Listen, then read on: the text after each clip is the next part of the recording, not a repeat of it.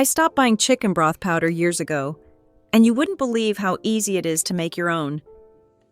Homemade chicken broth powder is safe, natural, and completely free of preservatives.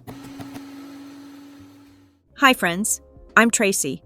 If you've ever wondered what exactly is inside those store-bought chicken cubes that makes them smell so good, today I'm going to show you how to make a clean, flavorful chicken broth powder right at home using simple ingredients you already have. It lasts for months and tastes so much richer than anything you've ever bought. Let's get started. To begin making the chicken broth powder, you'll need a few fresh ingredients: half an onion, half a bunch of parsley, half a bunch of cilantro, 1 to 2 carrots, depending on their size, 1 bell pepper, and we can't leave out the chicken. Here I'm using the chicken breast. Start with the parsley and cilantro. Gently separate the leaves from the stems, keeping only the tender, leafy parts. The stems tend to hold more moisture and take longer to dry, so removing them helps the process go faster and keeps the final powder from becoming damp. Next, move on to the carrots. There's no need to peel them. Just wash them well and trim off the ends. Using the medium side of a box grater, grate enough carrots to fill 1 full bowl. Grated carrots dry much faster and cook more evenly, which is ideal for turning them into powder.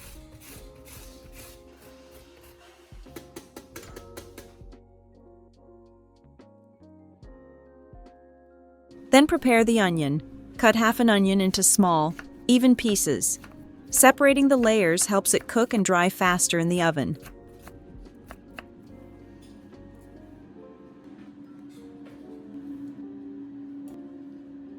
For the red bell pepper, remove the seeds and the white inner veins, which tend to hold extra moisture and can slow down drying.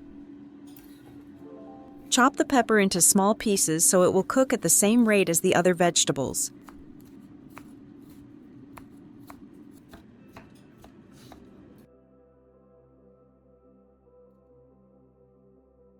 Finally is the chicken breast. Slice it into thin pieces so the chicken cooks and dries faster.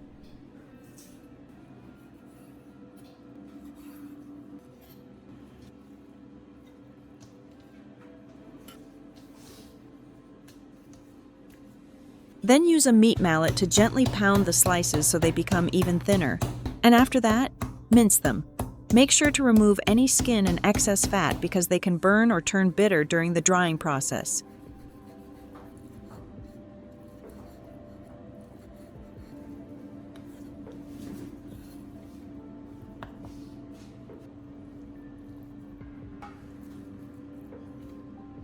Once all the ingredients are ready, prepare the appropriate trays to begin drying. Start with the vegetables. Spread each type separately on the tray, making sure they are not piled too thick so they can cook evenly.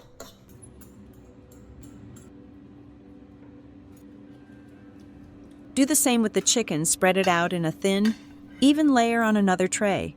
Try to keep everything in a single, flat layer so the heat can circulate properly.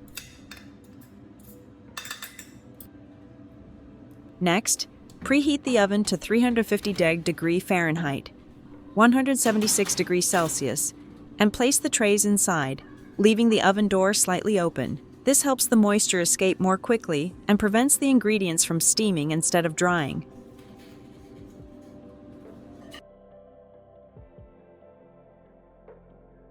After about 20 minutes, check the chicken. It will look drier and lighter in color. Use a spoon to gently separate the pieces so they dry evenly and don't stick together.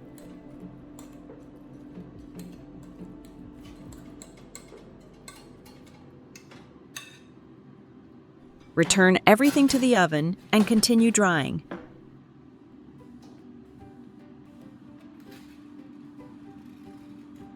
At the 40-minute mark, stir the vegetables to prevent them from sticking or burning too quickly.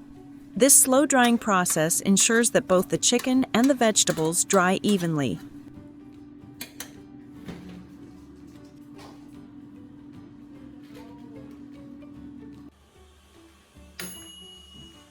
Once the chicken and vegetables have finished their first round of drying, Remove the trays from the oven and let everything cool just enough to handle. You'll notice the chicken pieces are firmer and lightly toasted.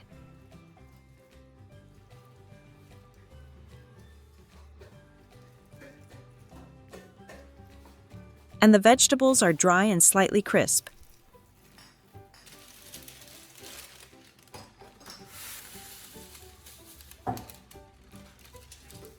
Use a spoon to break apart any pieces that may still be sticking together.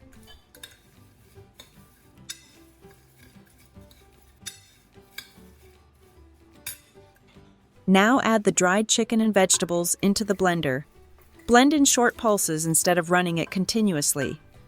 This helps the mixture break down gradually without overheating. You only need to blend it coarsely, just slightly crumbly, so the mixture can dry more easily.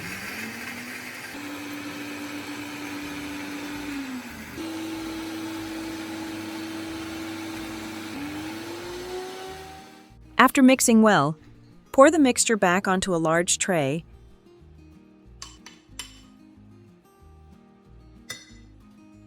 Then place it back onto the baking tray. This time, increase the oven temperature to 375 degrees Fahrenheit, about 190 degrees Celsius, and put the tray inside. Bake for about 20 minutes. At the 15-minute mark, stir the mixture gently to make sure it dries evenly and doesn't burn too quickly in any spot. When the mixture is almost completely dry, add the parsley leaves and cilantro, mix them lightly into the tray, then bake for about 5 more minutes. This short step helps the herbs release their aroma without burning.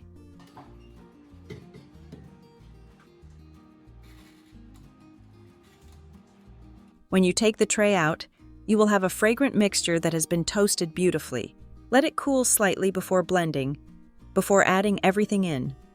Take a moment to look through the mixture and remove any large stems or tough pieces that may have slipped in. These don't blend well and can affect the final texture. Put the dry ingredients into a blender and blend slowly so the powder becomes finer and smoother. Pulse gently until the mixture becomes a soft, even powder.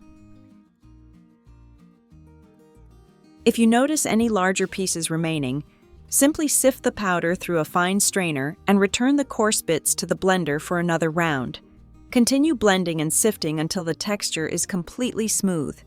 At this stage, you'll have a natural, aromatic chicken bouillon powder made entirely from simple, real ingredients, no additives, no preservatives, and full of rich, homemade flavor.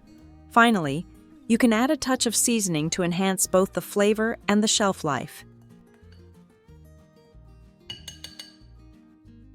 Many store-bought chicken powders contain a large amount of salt. Because salt acts as a natural preservative, you don't need nearly as much, but adding a small amount just enough to balance the flavors helps the powder stay fresh longer. Some people also like to add a bit of paprika.